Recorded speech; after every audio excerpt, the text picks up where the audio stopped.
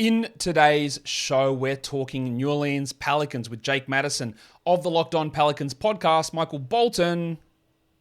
Thanks, Josh. It's Michael Bolton here, and it's time for another episode of the Locked On Fantasy Basketball podcast. Let's get to it. Let's get to it, indeed. You are Locked On Fantasy Basketball, your daily fantasy basketball podcast, part of the Locked On Podcast Network.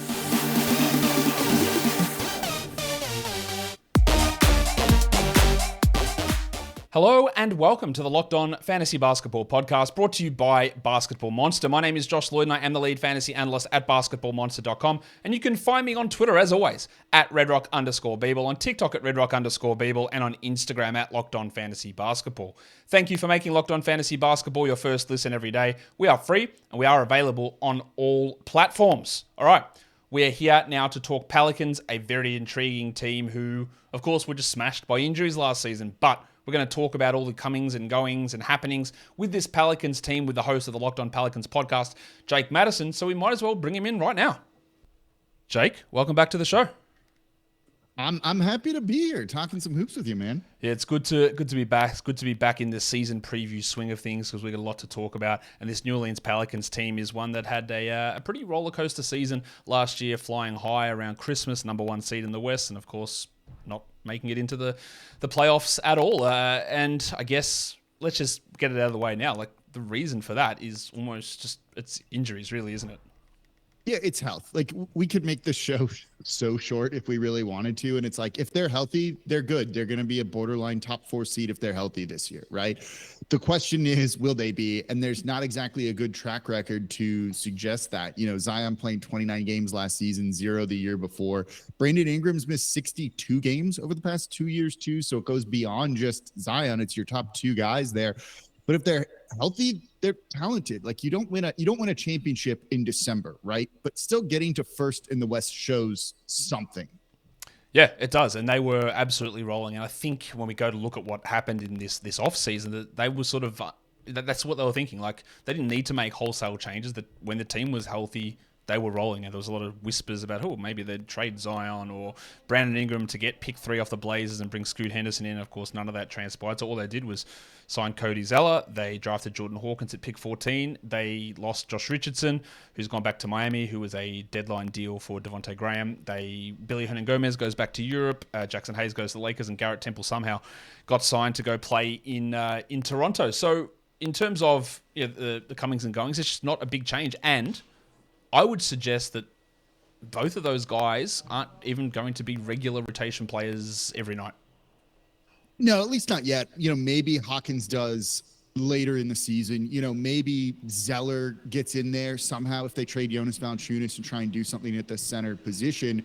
You know, and so on the surface, it looks like they're running it back. They're keeping all of the core guys. The core rotation is pretty much going to be almost the same as last year, except they're just hopefully going to be healthier. They're trying to run it back, which I think a lot of people look at, and Pelicans fans in particular are kind of frustrated with that because the season ended on such a bad note. There isn't a track record to suggest that you should run it back, right? They absolutely, even if David Griffin denies it, kick the tires on potentially trading Zion Williamson or Brandon Ingram, right? They were in love with Scoot Henderson, and if you wanted to get him, you're going to have to include one of those guys in the deal.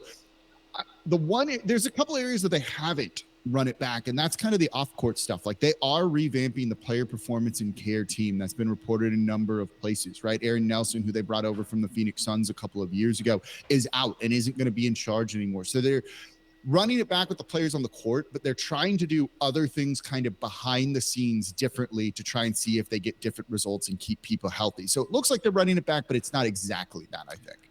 Well, that's a great transition to talk about injuries, because Zion Williamson had a hamstring injury, and what was literally the most innocuous looking thing I've ever seen on a court. It looked like he just took a step and said, okay, hamstring injuries, they can be troublesome. And then he tried to come back and hurt it again and ended his season. Like, he didn't play again after the start of January.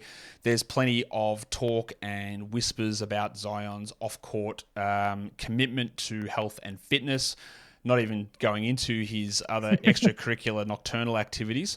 But I think there's been some positives with Zion talking in this offseason, which we haven't really seen him address for. He's like, I had too much money and I just bought shit food and paid no attention to what I was doing in terms of health and fitness, which, correct me if I'm wrong, I hadn't really seen him address those concerns, which we all thought sort of had from the outside, but that was never acknowledged as being a problem. He was like, yeah, I need to do better with what I'm eating or how I'm approaching this stuff. So I guess if we're going to shine a positive light on it, that is something I think to hang your hat on. If you're looking for the positives, it's maybe he's finally put it all together this offseason. Maybe there's just been so much negativity directed towards him from media, from local fans, from other people in various places that it just forced him to kind of grow up. Look, players come into the league at 18. They're idiots. I was an 18 and I was an idiot at 18. I was probably an idiot at 30 and all of that too. Sometimes that maturity thing just takes a little bit, right? And he kind of admits, he's like, I had more money than I know what to do with, and I could do anything in the world. Yeah, maybe you're not going to take basketball as seriously, even though you should. And some players just don't treat it like the job it needs to be, right? When did LeBron finally spend, a couple $1 million a year on his body to take care of him? He wasn't doing that for the first 5, 6, 7, 8 years in the league. That comes later. And it does, from what everyone I've talked to within the organization, Zion seems more bought in this offseason than he has before. That there's been some sort of epiphany where something has just clicked in him. Maybe it was the negative media attention doing all of that, whatever it might be. Maybe it's the fact that he's going to have a kid and he needs to grow up now because he's going to be in charge of someone like that, responsible for that. It's those kind of things that make me optimistic that maybe he's going to put it all together, because part of the reason he didn't play again after that hamstring injury is he didn't take his rehab seriously. And this has been a problem his entire career in the NBA. He came into last season looking good. Those 29 games he played, he was dominant. He would have been an all-NBA guy. We know he's capable of getting in shape in the offseason, doing it all in the offseason. Everything I'm saying to you, I think I said on my show last year. I think he's figured it out. And then he hits some adversity in the middle of the year and it completely falls apart. So we can be optimistic now. I'm optimistic now because otherwise it would be miserable to cover the Pelicans. The real test is going to be when he gets an injury during the season, because one will happen. And then what does he do after that is going to be the big question. That's almost my number one storyline for the Pelicans going into this year is when Zion hits some adversity, how is he going to respond to it? Yeah, that's the thing, is that he just hasn't responded well. Going back to rookie season, he started the season late and then he had the hamstring injury or whatever the hell was going on in the bubble, where he had left the bubble and came back, and then everything. There's so many weird things that have happened throughout his career with injuries, but we can talk about we're not going to dwell on it too much, but the Mariah Mills stuff, but maybe that was a shake-up where he's like, man, I'm getting shit on here. There's a lot happening here that's really bad in my personal life and the attention I'm getting, and hey, maybe I actually need to pull my finger out and focus on the things that are going to end up being important rather than whatever other things he was doing that was taking up some of his time outside of basketball. But you're right, you've got to have a level of optimism. I think everyone has a level of optimism, but the level of skepticism has also increased after the last couple of seasons, which is fair enough to try and balance those two. You go, maybe, because we know what happens when it's there. We know how good it is, but our expectation of it happening is probably dropped a little bit, but you haven't completely ruled it out. But there are two other injuries. Jose Alvarado ended the season with a leg fracture issue, stress fracture issue, and CJ McCollum hurt his thumb early in the year, played through it, but then had thumb surgery. We're expecting both of those guys to be ready to go start of the season? Yeah, I think so. I think CJ will be fine. I don't think he had a horrible season. I think he had kind of a down year for what we were expecting, and his efficiency wasn't great. That was probably the thumb. He also had a newborn, right? And that keeps you up at night. And we've seen that from professional athletes at times. If you're not getting that sleep because you're busy taking care of, a newborn child, you might not be playing your best. I think he's going to be fine. Jose, they're not letting him play in FIBA for Puerto Rico. He really wanted to. I think they're doing that more as a precaution than anything else. They both should be ready to go. Jose was going to play till the Pelicans were like, can you not? And kind of pulled him out of there. Brandon Ingram missed 29 straight games last year with a toe injury too, but he's going to be playing tonight. So I think he's good to go. So they're hopefully going to be healthy at the start of the year. We're going to talk more Pelicans in a second, but today's episode is brought to you by FanDuel Sportsbook. Football season is back, and FanDuel is giving you the chance to win all season long, because right now when you bet on a Super Bowl winner, you can get bonus bets every time that they win in the regular season. If you pick any team to win the Super Bowl, anytime they get a victory during the regular season, you'll get bonus bets. Jake, the Saints, are they any chance of the Super Bowl? We got a new quarterback here, so I'm pretty excited about that. Let's see what Derek Carr can do. And Ross Jackson of Locked On Saints is really high on him. Ross Jackson, New Orleans legend. He's always. I always see you two out and about, catching up with photos there. You're really pumping the Saints. I can't Saints. even show the photos that we took on Saturday. Oh well, yeah. Every week you guys are meeting up, which is awesome for New Orleans and New Orleans sports fans. But if you want to bet the Saints for the Super Bowl, you get all those bonus bets, and you can use them for anything: spreads, money lines, player props, over/unders, futures, whatever it is. You can use all those bonus bets over at FanDuel. So visit FanDuel.com/lockedon. You start earning those bonus bets with America's #1 sportsbook. That's FanDuel.com/lockedon, and don't forget to gamble responsibly. Jake, now this show's coming out in about 24 hours from when we're recording it, but also just today, before I hit record, I posted what I think is a chance to be the Pelicans starting lineup, and it differs to yours. Your starting lineup projection is the same one they did last season. CJ McCollum, Herb Jones, Brandon Ingram, Zion Williamson, and Jonas Valanciunas. Herb Jones had a team option. They declined that, turned him into a restricted free agent, signed him to an extension, $12 million a year, which is fine, which is worth it. But I believe there is a distinct chance, and maybe it doesn't happen, and we'll debate this now. I think Trey Murphy should start.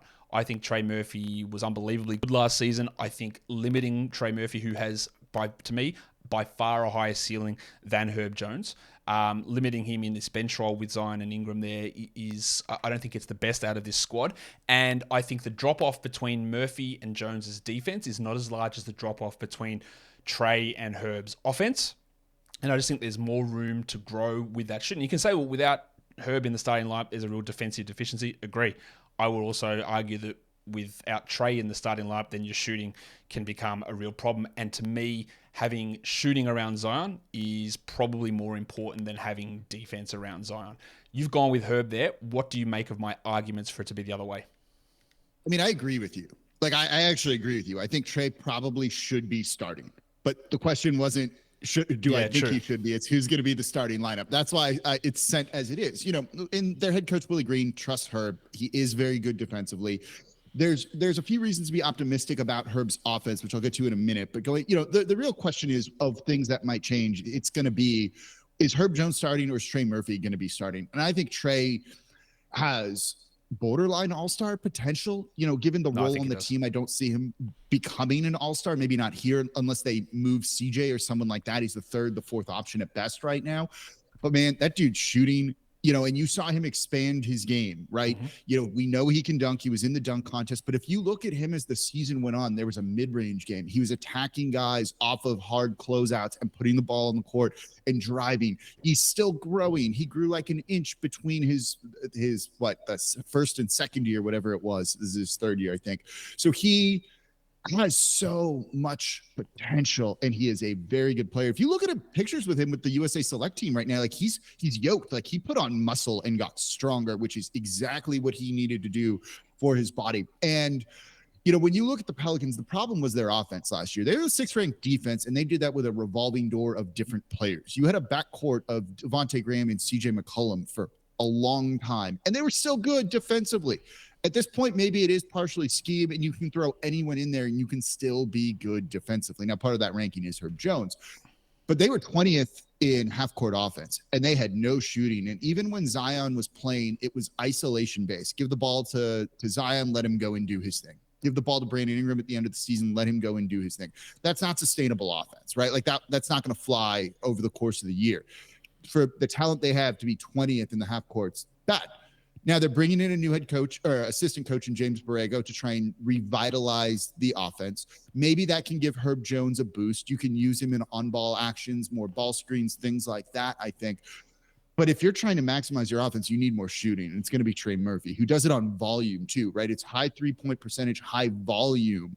And that's what you absolutely need around Zion Williamson. I've long said that there's almost no player in the league that actually will space the court for Zion. Not when the dude shoots 75% at the rim, right? That's the equivalent of a near 50% shooter from three.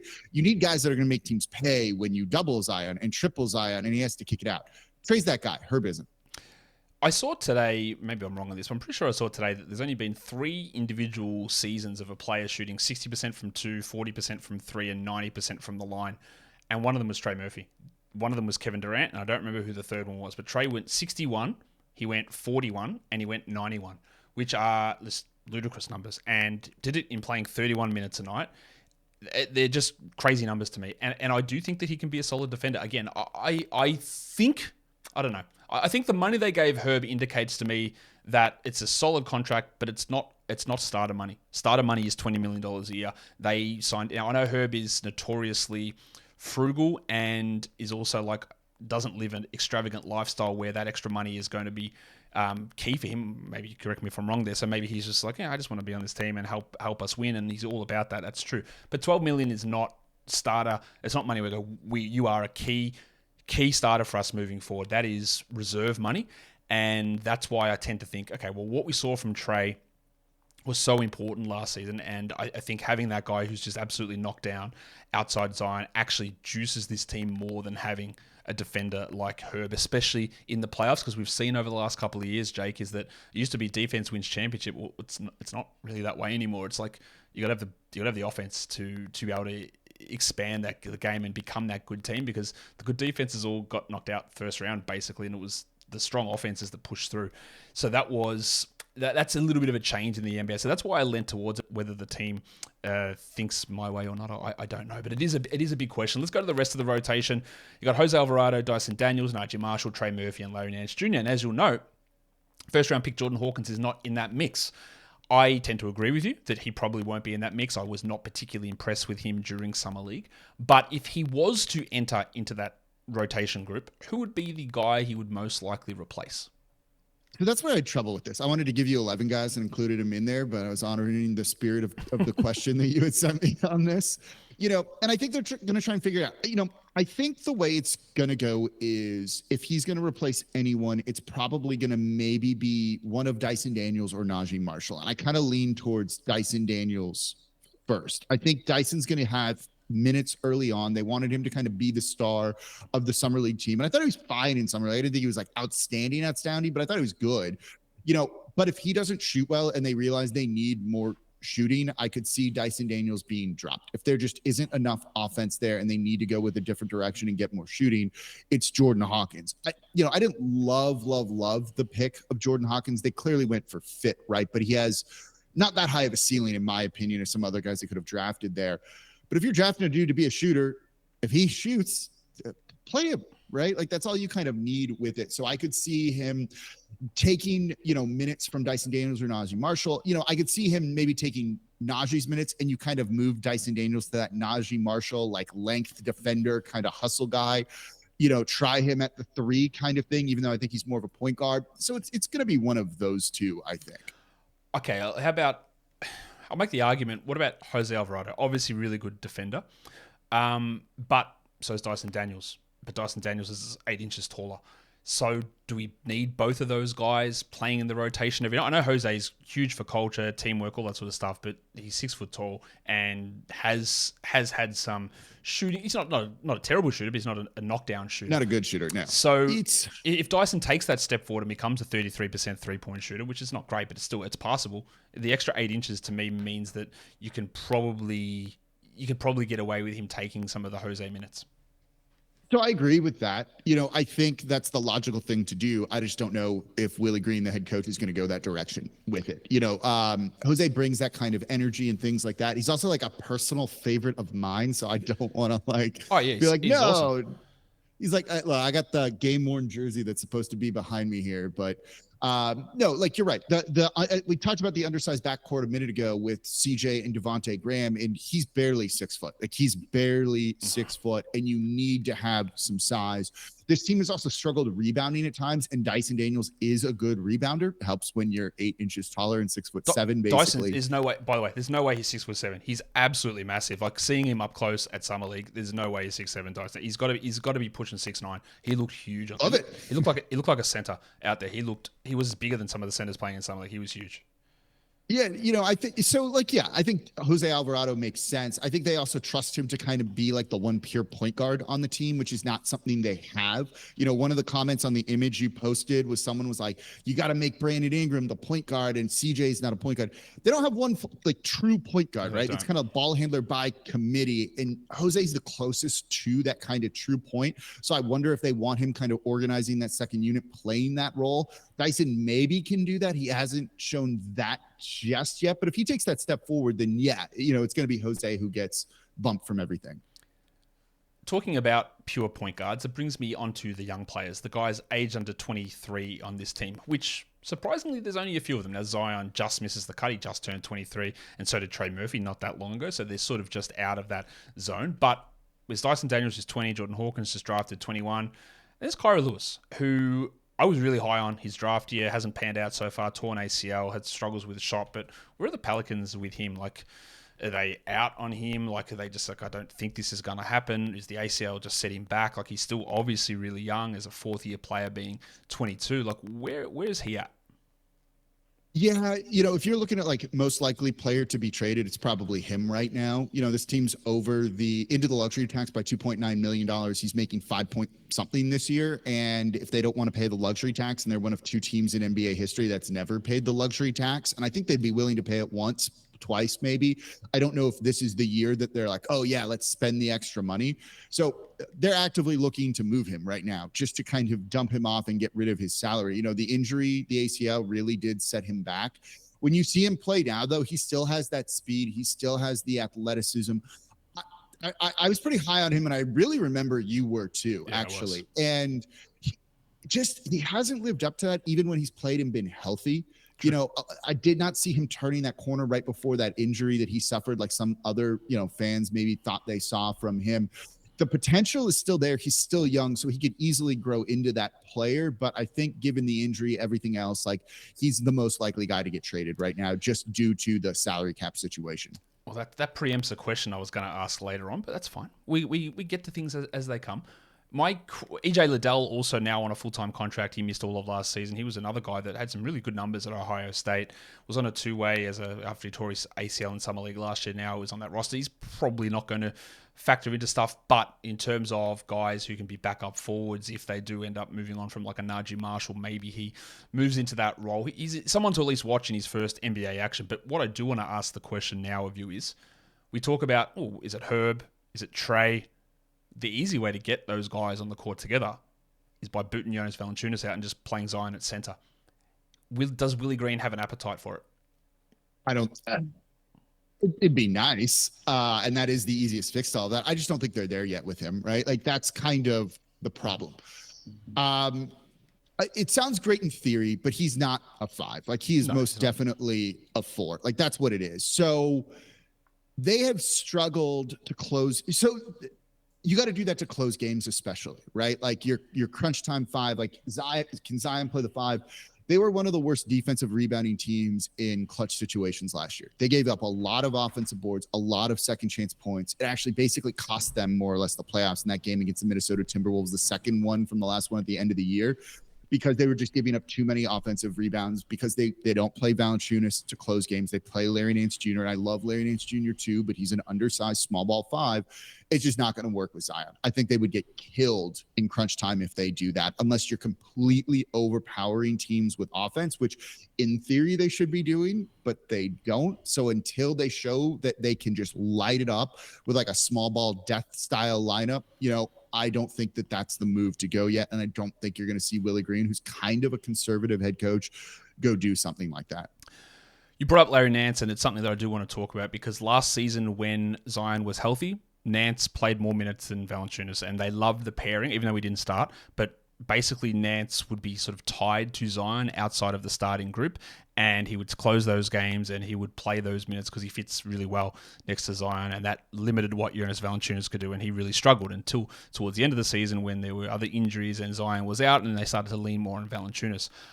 Talking about Willie Green's conservatism and his, I guess, it's not even stubbornness, but it's a little bit stubbornness. I'm expecting the same with Valanciunas, honestly. And if Zion plays 60 games, you're going to see even less of Valanciunas this season, would be my guess. Is that how you read it? Yeah. And I mean, that's why I think you've heard his name in trade talks. That's why they've been looking for another center. It just simply comes down to like resource management, like percent of the salary cap, right? He's making $15 million. If you don't close with him, why are you paying a starting center $15 million? And I argued that they should just do it on the cheap this season. Sign a guy to play 10 minutes in the first half, 10 minutes in the second half as your spot starter, pay him $5 million a year, take that $10 million and put it elsewhere into your roster, or just don't pay the luxury tax, one of those. So that's why you're hearing them be very active for centers, right? They called about Miles Turner. They've called about Jared Allen. They've called about others that they want to try and bring in that they just think fit a little bit better. They need to kind of find that person to play the 5, to play the center position, to close games that, is a unicorn kind of player. One of the reasons they didn't play Valanciunas is he can't defend on the perimeter, and they kind of just switch everything with their defensive scheme and try not let you get into the paint in the first place. And you put him out there in pick and roll situations. Yeah, he's unfortunately a liability when it comes to that. And at least Larry Nance Jr. can defend like that. But then the flip side of that is Larry doesn't rebound as well as Jonas does. So how do you find that perfect Brook Lopez-like center that doesn't really exist in the NBA, in multitudes here? So yeah, that's why they're looking to move Valanciunas on and expect Larry Nance Jr. to close games and arguably get as many minutes per game, even if he's not the starter. I think they should be looking at if they can't get Miles Turner, who'd be absolutely perfect, and they're not going to get him. I think they should look at his backup. I think Isaiah Jackson would be someone just to try out. He's got a workable shot. He's a great rim protector. He fouls a lot, but he needs to play 23, 24 minutes, and I think he'd fit actually a lot better than Valanciunas. We'll see whether they do anything like that, but he's that sort of archetypical guy that would fit, I think, really well next to Zion. We'll see. We'll see what they end up doing. Now, that brings us to a shake-up. We heard these rumors, which we'd never really heard before, about Ingram being dealt or Zion being dealt and attacking and trying to get Scoot, and it didn't come up. But if there's another situation where Zion gets hurt again or they struggle out of the gates, is there any real sort of blow-up or big change of direction opportunity or potential in this team? Yeah, look, I think so. If you're talking like a big shakeup being one of Brandon Ingram, Zion, maybe to a lesser degree, CJ McCollum, I guess, just because he's a big name and guy that makes a lot of money. Like, I think there's potential. They're running it back, and they're going to go with this group. And if they don't stay healthy again this year, when we look at the new collective bargaining agreement, right? Like, every team in the league, if you're paying close to the luxury tax, whether you're good or not, you've got a shelf life of 2-3 years before just the repeater taxes and the restrictions just mean you have to tear down the team, right? Like the Boston Celtics are very much on the clock right now with that Brown extension and what they're going to have to pay Tatum this coming season. So I think the Pelicans might try and get out ahead of that, as I think they kind of tried to do this summer. They're not in a great spot when it comes to the salary cap. So I think they looked at, maybe we don't have to deal with all of the Zion stuff right now. We get Scoot Henderson on this cheap rookie deal. They were in love with him too. Like, they loved him as a player. They were very, very high on him, and said, okay, not only do we get a player we like, a guy that's all bought in, but we also reset our salary cap situation, and we're going to be kind of coming into our own when all of these other teams are selling things off. So I definitely think that if it doesn't go well this year, you're going to see massive shakeups next off season with this team, or potentially even at the trade deadline if they look terrible already or something like that. Who's a breakout candidate on this team? Does Trey Murphy count? Yeah, I feel like he broke out last season, but no one really realizes it. So I guess so, because he could. Yeah, it's that, right? Yeah. Like 14.5 points. So everyone asked me, or all the Pelicans fans, I should say, asked me, like, could he win like most improved sixth man of the year? And I'm like, he won't, because he won't win most improved unless he's starting and playing a significant role and getting like a high usage rate, right? Like, he might go from 14.5 points to 18.5 points as a starter, something like that. But you're going to see the volume shooting, and kind of his game looks like it's just, I feel like, going to pop more off of the screen to people than it has in the past. And then if there is an injury, right, or, who knows, maybe they get crazy and put CJ McCollum with the bench and have him try and be a six man or something like that, which I don't think is going to happen. But if you do that and you free up more, usage for Trey Murphy, like, the dude can easily score over 20 points per game, in my opinion, with the right kind of role. So he broke out last year and he's good, just given his role. Like, how much more is he going to have? But if it's not him, it's probably going to be, I think, a guy like Dyson Daniels. Yeah, is probably what it would be if you're looking for the guy to kind of fit that bill. If he takes a step forward with his shooting, or simply uses his size, which is what he did in Summer League, right? The shot wasn't falling, but he was like, oh, I'm bigger, I'm stronger than basically anyone else that I'm playing. I'm just going to drive and get to the rim and score that way. His defense is phenomenal. He's an amazing transition defender, especially when you kind of combine all of that. I think people are going to take note of him if he puts it together enough offensively this year. What about a regression candidate? I've got two names who are standing out to me. Who do you think is the most likely guy to take a sizable step back? So It's got to be CJ. You know, Yeah. he's 31. It just feels like he's older than that. The injuries this past year, you know, giving him that extension was a little bit risky. He did have a down year. You know, if he gets banged up again, does he have the right kind of role too? Is he the third guy, the fourth guy, depending? It just feels like it could be that, as painful as that is to say. Yeah, I think it's him too. We've seen big drop-offs in his free throw percentage, weirdly, over the last 2 seasons. He went from being like a 77 guy to 68, and then he was at 77 last year from the line, but also 72 over the final 25 games. The three-point shooting's fine. Like, it's not awesome. It's good, but it's fine. Okay, I think you said he feels older than that. He is about to turn 32, so he is older than 31. He's almost at 32, so we're hitting that stage where decline and big declines are distinctly possible. And yeah, multiple injuries. I think he's going to be, if Zion plays more than 30 games, if Zion plays 50 games, 60 games, CJ is not going to be attempting 24 or 20 shots a game or 18 shots a game, whatever. He's just not. Like, he's going to be the third option and maybe the fourth, depending on where Trey Murphy fits into that mix. I think that he has to be that guy. You've already answered this one, but the most likely player to be traded, you think, is Kira Lewis? Yeah. Who's your other regression guy, by the way? Valanciunas. Just again, Yeah, okay. He's 31 too. Like, we already saw big steps back last season. His overall season numbers ended up being bolstered by the final 10 games or so, where they just changed their mind about how they're going to play him and started giving him more opportunities. But I think that, again, if we have more full seasons from Zion and Ingram, then he's just really going to be marginalized. And if he loses any sort of step in terms of ability to grab rebounds or just anything, then it could be a quick decline. Yeah, that makes sense. So Kira Lewis is the most likely to be traded. I find it really hard to disagree with that one. Now let's talk over-unders. FanDuel Sportsbook, lovely blokes there. They've got the over-under set at 44.5 wins. Last season, this team was 42-42. They had the 10th best net rating in the NBA at plus 1.8. That 44.5 seems like it should be simple to hit. Like, I don't think it could have been worse injury-wise with how much time Ingram missed, how much time Zion missed.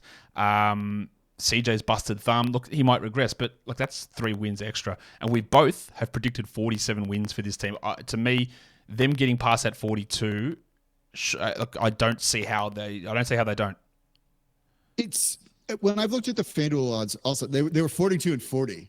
They played 84 games last year. They were 42-40. You're right, because I can't count. You're right. They were 42-40. Jesus. Was that mean to bring up on your show here? No, that's perfect. No, absolutely. Call me a dickhead. It's great. I love it. Yeah, that's what it is. Sorry. It's like, now I'm never going to come back on your show here. So I welcome it, mate. Like, I will. Okay, I'll happily admit stupidity. I do it all the time. So I think when you look at their odds, the pricing on them for a lot of things is just Vegas doesn't believe in them with the health, right? Yeah. More should Vegas necessarily.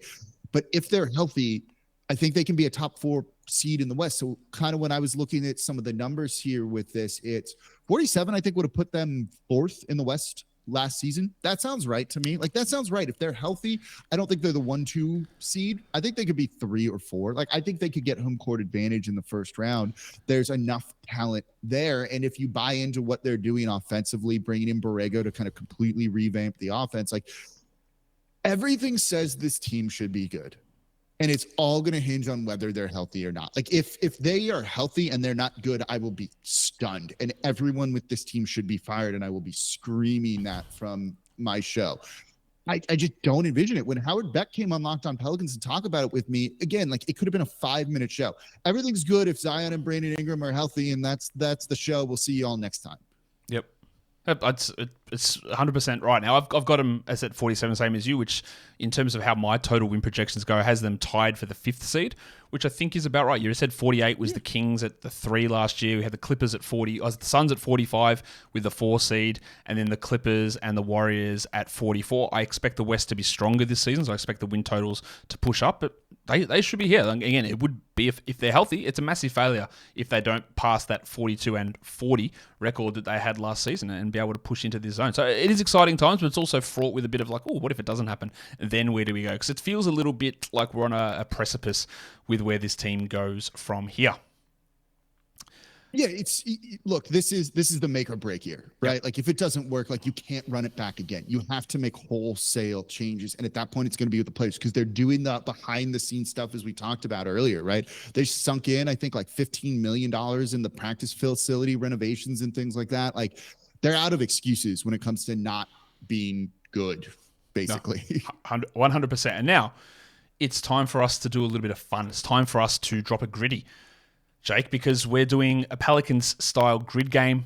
We've got the teams there, the Kings, the Nuggets, the Pacers, the Pistons, the Wizards, and then an all-star. So because we can't do rarity scores because it's just you playing, the way that we are scoring this is I've got all the players who played for these teams and then picked, look at how many games they played for each squad, and chose the lower number. So if a player played for both teams and they played 100 for one team and 40 for the other, I give them that 40, and then I rank that 40 based on everyone else's lowest games played, and you get a score that way. So if someone plays 100 games for one team and 1 for the other, then you get that score of 1, which is then converted to a percentage based on the other numbers. So we're looking for players who have played few. The rarity is in guys that have played handful of games for one of the other team, and then when you get to the All-Star, it's who played the fewest games for the Pelicans and was also named an All-Star while a member of the Pelicans.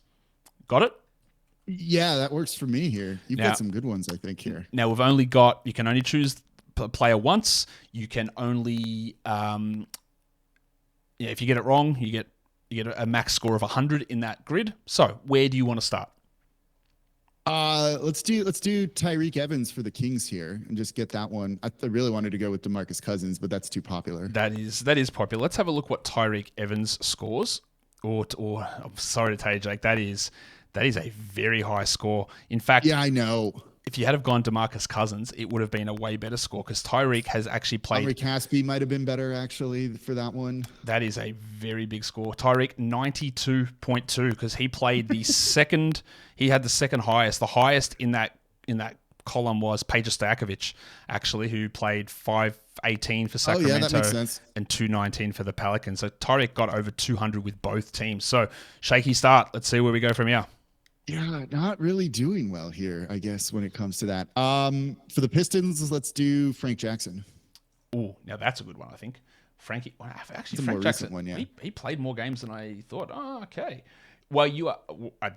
That's not great. This is actually unbelievable. The Pistons, you are going to be absolutely kicking yourself. Did you know that Frank Jackson? you don't know this, but Frank Jackson was the highest score possible. Frank Jackson played really 120 games for the Pelicans and 93 for the Pistons. Every other player out of the 16 players that played for both franchises had played a smaller amount of games for one of their teams. He was able to get to 93 was the highest minimum that anyone had, which is actually amazing to me.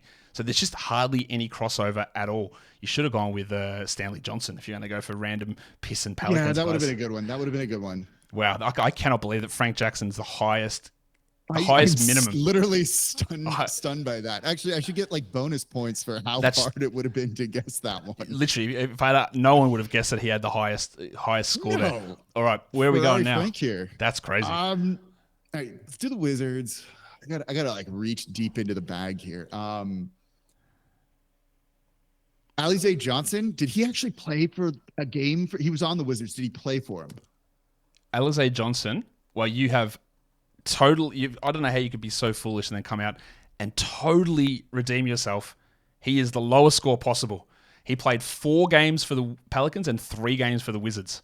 That is a pull. That is the lowest score possible. So you get the Frank Jackson crazy unicorn in one direction, and then you get the Alize Johnson. I did not know that Alize Johnson played for the Wizards. All right, Nuggets, Pacers, or the All-Star? So the All-Star is he had to have played for.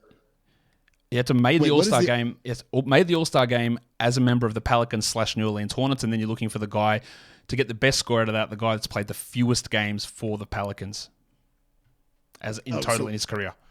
Okay, so it's only the Pelicans. Yes, so the fewest games for the Pelicans to make an All-Star team and made an All-Star team for the Pelicans. It's got to be Cousins, right? Or you know what, Jake? Again, this is a comeback of epic proportions because you're right. It is DeMarcus Cousins. He played only 65 games for the Pelicans, and that is the lowest amount of games that any Pelicans All-Star has ever played for the franchise. So 2 zeros and 2 almost 100s. This is an amazing scorecard. Let's go to the Nuggets and the Pacers. Where do you want to go here? This is where I'm going to start to run into some trouble here being on the spot, and I don't know if I have one for either of these. I'm trying to think of who played. Wait, you could have used the Alizé Johnson for the Pacers, but that one's out now. Look, I used that one where I needed to use that one, I think. That one I don't want to change like at all. Now I'm struggling, and I'm sure we're on like the clock. Oh, wait, no, I got a Pacer. It's Solomon Hill is the one that at least just jumps to mind. He's probably going to max out on both. It's going to be like the top score, like the worst score. Let's have a look. No, he's sort of in the middle, so that's not too bad. Okay. Solomon Hill gives you a score of 47.35. By the way, I just look at this now. You mentioned Omri Caspi for Kings and Pelicans. How many games Omri Caspi played for the Pelicans? Not many, because he got hurt, right? Played 1. Yeah, it was like not. Oh, that would have been a good one too. Yes, it would have been another 0. That was the lowest that anyone had played in that mix. So now we're at the Nuggets. Let's see. Can Jake get his third? We'll call them unicorns. Let's see, can he get his third unicorn? I'm going to check who the there's no way you're getting a unicorn for this one. Absolutely no chance. You might be able to get a low. Well, there's a couple of quite interesting low ones here that you might get. There's no way you're getting the 0 score on this one though. I'm so annoyed that I can't think of one right now for it, and I'm like really racking my brain. And I know there's like a couple. I pick Birdman. You can pick Birdman, yeah. Yeah, that's what I want to do. I at least got to get something on the board, and that's at least a fun one to pick. All right, so Chris Anderson, unfortunately, gives you a score of 68.21.